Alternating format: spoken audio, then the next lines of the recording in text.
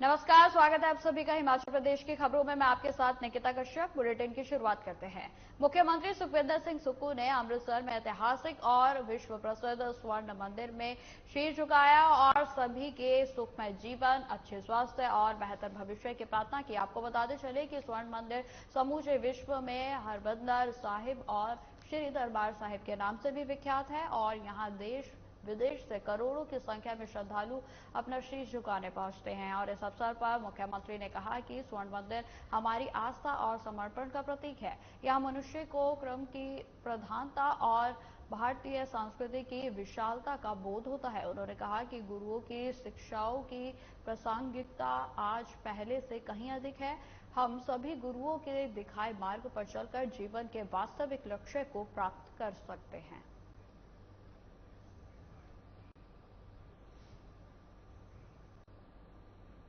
हिमाचल प्रदेश विधानसभा में 7 दिन तक चली मानसून सत्र की कार्रवाई के दौरान सदन में कुल 743 तारांकित और अतारांकित प्रश्न विधायकों से पूछे गए और इसके अलावा नियम 61 के तहत कुल 8 विषयों, नियम 62 के तहत 5 विषयों पर चर्चा हुई। वहीं प्रदेश में आई आपदा को लेकर 3 दिनों तक चर्चा चली, जिसमें पक्ष और विपक्ष के 52 विधायकों ने हिस्सा लिया। इस दौरान हिमाचल सरकार ने आपदा को राष्ट्रीय आपदा घोषित करने के साथ हिमाचल को 12,000 करोड़ की विशेष आर्थिक मदद देने के लिए केंद्र सरकार को प्रस्ताव भेजा है। वहीं नेता प्रतिपक्ष जयराम ठाकुर ने कहा कि 7 दिन तक सत्र की कार्रवाई काफी महत्वपूर्ण रही। विपक्ष ने जनता के मुद्दों को सदन में उठाने का पूरा प्रयास किया। हालांकि सरकार की तरफ से विपक्ष की आवाज को दबाने का सदन में पूरा प्रयास हुआ। वहीं संसदीय कार्य मंत्री हर्षवर्धन चौहान ने कहा कि 7 दिन की सदन की कार्रवाई में विपक्ष की तरफ से जो भी सवाल और मुद्दे उठाए गए, सरकार ने उनका जवाब देने की पूरी कोशिश की।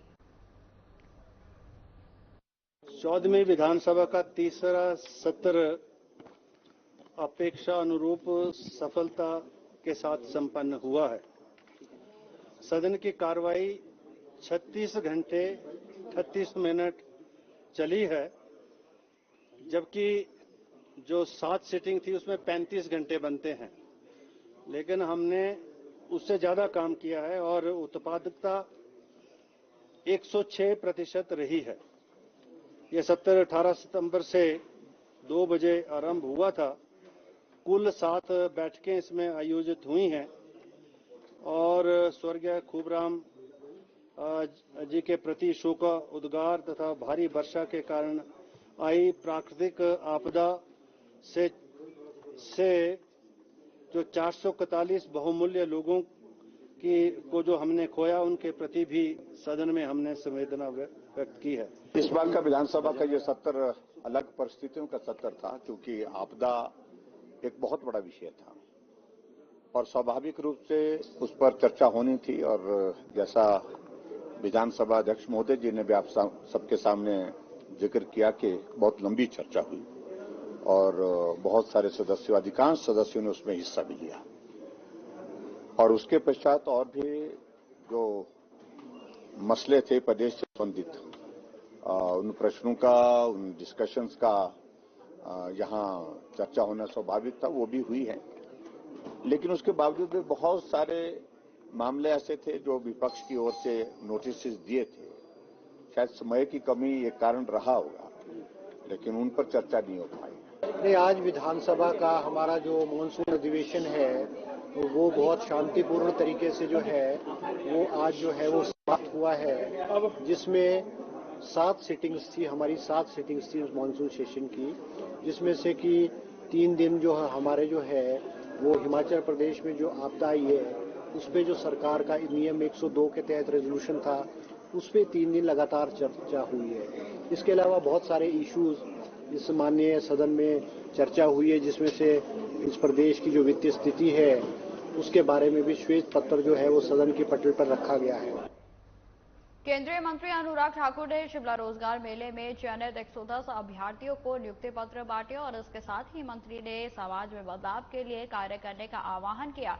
केंद्र सरकार की 1 साल में 10 लाख युवाओं को नौकरी देने के लक्ष्य के तहत आज देश भर के 51,000 युवाओं को 45 स्थानों में केंद्रीय मंत्रियों ने नियुक्ति पत्र वितरित किए। वहीं आपको बताते चले कि केंद्रीय मंत्री अनुराग ठाकुर ने कहा कि केंद्र सरकार देश के युवाओं को रोजगार देने के लिए प्रतिबद्ध है और 1 साल में 10 युवाओं को नौकरी देने का केंद्र सरकार ने लक्ष्य रखा है। वहीं आपको बताते चले कि उन्होंने कहा कि केंद्र की पारदर्शी सरकार ने भ्रष्टाचार से मुक्ति दिलाई है, नौकरियों में भी भ्रष्टाचार को खत्म किया है। प्रधानमंत्री रोजगार मेला के अंतर्गत 10 लाख भारतीयों को सरकारी क्षेत्र में नियुक्ति पत्र देने का जो एक संकल्प माननीय प्रधानमंत्री जी ने लिया है, उसी के चलते आज 51,000 युवाओं को रोजगार देश भर में दिया गया। 46 स्थानों पर इस कार्यक्रम का आयोजन किया गया और आज मैं हिमाचल प्रदेश की राजधानी शिमला में, जहां 700 लोगों को नियुक्ति हुई है, जिनमें से 600 पोस्टल डिपार्टमेंट से हैं और बाकी कोई बैंक में तो कोई CRI में, सेंट्रल रिसर्च इंस्टीट्यूट, इसमें है। तो ये अपने आप में दिखता है कि कैसे मोदी सरकार ने सरकारी क्षेत्र में रोजगार की अपार संभावनाएं खड़ी की हैं। शिमला में बीजेपी मंडल ने स्वच्छता अभियान कार्यक्रम आयोजित किया और जिसमें बीजेपी प्रदेश प्रभारी अविनाश राय खन्ना ने विशिष्ट अतिथि के रूप में हिस्सा लिया। इस कार्यक्रम की अध्यक्षता मंडल अध्यक्ष सुनील धर ने की। वहीं आपको बताते चले कि इस दौरान अविनाश राय खन्ना ने कहा कि बीजेपी हर साल प्रधानमंत्री नरेंद्र मोदी के जन्मदिन को सेवा पखवाड़े के रूप में मनाती है और इसके अंतर्गत बीजेपी के सभी कार्यकर्ता अनेकों सेवा कार्य करते हैं। कार्यक्रम में करण नंदा, रामा ठाकुर, सपना कश्यप समेत भारी संख्या में बीजेपी के कार्यकर्ता मौजूद रहे। जैसे हम सबको पता है कि मोदी जी का जन्मदिन 17 सितंबर को था। 17 सितंबर से लेकर 2 अक्टूबर को 2 महापुरुषों का जन्मदिन है, महात्मा गांधी जी का और लाल बहादुर शास्त्री जी का। ये 15 दिन होते, उस 15 दिनों में अलग अलग सेवा के कार्य हो रहे हैं। उसमें से एक स्वच्छता का भी कार्यक्रम है, तो ब्लड डोनेशन कैंप भी हुए।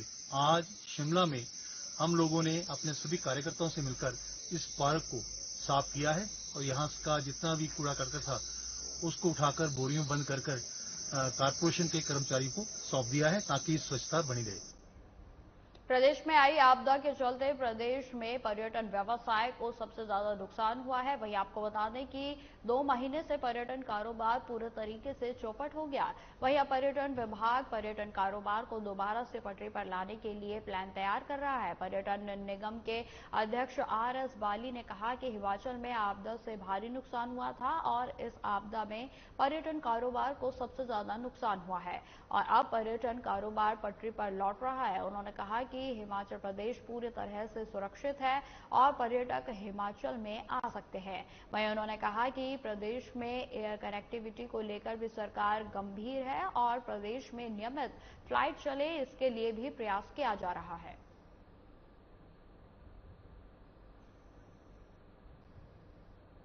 पूरे हिमाचल में हम टूरिज्म के ऊपर फेस्टिवल कराएं, कॉलेजेस में फेस्टिवल कराएं, हर जिले के अंदर फेस्टिवल कराएं और जो सबसे पहले जो टूरिस्ट डेस्टिनेशन है जैसे मनाली है, डलहौजी है, धर्मशाला है, कसौली है और हमारी टूरिस्ट डेस्टिनेशन तो सारी है क्योंकि कई हिल टूरिज्म पे है और कोई टेम्पल टूरिज्म पे है। तो मैंने कहा हर जगह पे कोई ना कोई फेस्टिवल कराया जाए और अभी हम आपको प्लान थोड़े दिन में हमारे डायरेक्टर साहब आपको प्लान दे देंगे। आज की मुख्य खबर जो है वो ये है कि टूरिज्म पूरे हिमाचल प्रदेश में प्रत्येक जिले में टूरिज्म फेस्टिवल कराने जा रहा है। स्वच्छता मिशन के तहत देश भर में जागरूकता के लिए अनेक कार्यक्रम चलाए जा रहे हैं और इसी कड़ी में हर साल स्वच्छता सर्वेक्षण भी किया जाता है, जिसमें निर्धारित स्वच्छता मापदंडों पर निष्पक्ष एजेंसी सर्वेक्षण करती है और चयनित पंचायतों को पुरस्कृत भी किया जाता है। और इसी कड़ी में सिरमौर जिले को ग्रामीणों का स्वच्छता सर्वेक्षण 2023 के तहत कार्यक्रम का आयोजन किया गया और जिसमें नाहन के चयनित पंचायत के प्रतिनिधियों को सिरमौर उपायुक्त सुमित खिमचा ने स्मृति चिन्ह और प्रशस्ति पत्र देकर पुरस्कृत किया। और वहीं सुमित खिमचा ने बताया कि केंद्र सरकार और प्रदेश सरकार स्वच्छता को लेकर विशेष प्रयास कर रही है और उसी के तहत स्वच्छता जागरूकता अभियान भी चलाए जा रहे हैं। पर अभी देखा कि हमारा जो स्वच्छ सर्वेक्षण ग्रामीण 2023 है, इसमें हर ब्लॉक से और जिला स्तर से एक एक पंचायत को, एक डिस्ट्रिक्ट लेवल पे और हर ब्लॉक लेवल पे जो पंचायतें फर्स्ट आई हैं उनको आज यहाँ पर पुरस्कृत किया गया। और इसमें जैसा कि यहाँ पर काफ़ी विस्तृत में चर्चा हुई है, अलग अलग पैरामीटर्स थे जिसके हिसाब से इनकी चॉइस की गई थी, जिसमें एक इम्पर्सनल जो एजेंसी है, थर्ड पार्टी असेसमेंट पंचायत में जाके हुआ है। और जो हमारे लोकल पंचायती राज इंस्टीट्यूशंस के लोग थे, इनको आइडिया भी नहीं था कि वो आकर सर्वेक्षण करके। अब खबर बिलासपुर से है, जहां किरतपुर मनाली 4 लेन सुरंग में हादसे के बाद मजदूर हड़ताल पर बैठ गए हैं। आपको बता दें कि बीते कल शाम को चंडीगढ़ मनाली 4 लेन पर सुरंग नंबर 1 में मलबा गिरने से मजदूर की मौत हो गई थी और जिसमें एक मजदूर घायल भी हो गया था। और इसी को लेकर मजदूरों ने सुरंग नंबर 1 का काम रोककर हड़ताल शुरू कर दी है। मिली जानकारी के अनुसार जिस नेपाली मजदूर की मौत हुई है उसके क्षेत्र के मजदूरों का कहना है कि यहां पर तेजी से काम करवाया जाता है और सेफ्टी बिल्कुल भी नहीं है। मजदूरों का कहना है कि जब तक कंपनी सेफ्टी का पूरा बंदोबस्त नहीं करती है तब तक काम शुरू नहीं किया जाएगा। तो जबरदस्ती गौतम फोरमैन है, वो इन्हें डरा धमका के काम करा रहा है। कोई सेफ्टी नहीं है। वो सेफ्टी वाला आता है तो सर हेलमेट देखता है, गमबूट देखता है, बाजीत नहीं देखता है, कोई नहीं देखता है। अब हमने पहले से बोला इसकी कराओ, उसके बाद वायरमेन शर्ट की जो भी होता है वो कराने के बाद बंदे को नीचे काम कराओ। टनल पूरा बेच रहा है सर, जाके उनको भी ले लो, फोटो फाटो जो भी लेना है। टनल पूरा गाडर गुडर बैठ के चुका है, उसका नीचे हमारा काम कराया जा रहा है। काम नहीं हुआ, वो नहीं हुआ। हमने बोला इतना खतरा का काम है, धीरे ही होता है, जल्दी काम थोड़ा ही होता है इसमें। बोलते हैं तो तुम लोग तो फ्री में पैसा लेने वाला है, बोलता है। फ्री में तो उन लोग ले रहे हैं ना। हिमाचल प्रदेश में आई अप्रत्याशित आपदा के बाद विश्व धरोहर कालका शिमला पर एक बार फिर से रौनक लौट आई है। आपको बता दें कि कालका से तारा देवी तक रेल सेवा बहाल हो गई है। वहीं अक्टूबर महीने के पहले सप्ताह तक शिमला तक बहाल होने की भी संभावना है। वहीं हमारे संवाददाता से बात करते हुए railway station master Dinesh Chandra Sharma ने बताया कि रेल सेवा तारा देवी तक शुरू हो गई है। उन्होंने बताया कि अक्टूबर के पहले सप्ताह तक शिमला तक रेल सेवा बहाल होने की संभावना है। 70 दिन बाद जो है वो ट्रेन हमारी कालका से तारा देवी तक गई है और तारा देवी से वापसी जाएगी, जिसके टाइमिंग कालका से एक ट्रेन का है मॉर्निंग में 4 बजे और दूसरी ट्रेन चलेगी 12:15 से। वही ट्रेन वापसी में तारा देवी से चलेगी 11 बजे और लास्ट ट्रेन चलेगी वहां से लगभग 6:40 पे। जो हमारे यहाँ अप में गाड़ी जो तारा देवी के लिए गाड़ी गई वो सुबह आती है 6:40 पे और दूसरी गाड़ी आएगी यहाँ पे शाम को 2:35 पे।